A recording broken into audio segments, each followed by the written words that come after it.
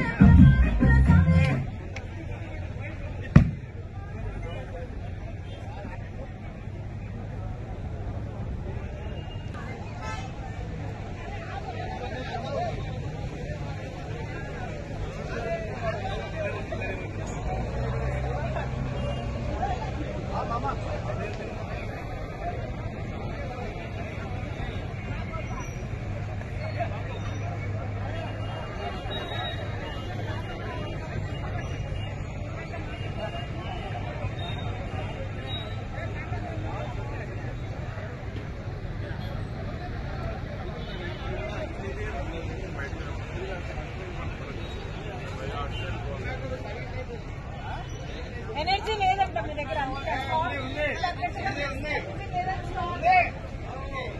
Energy ఉందా? City వార్తలు సమాప్తం. నమస్కారం.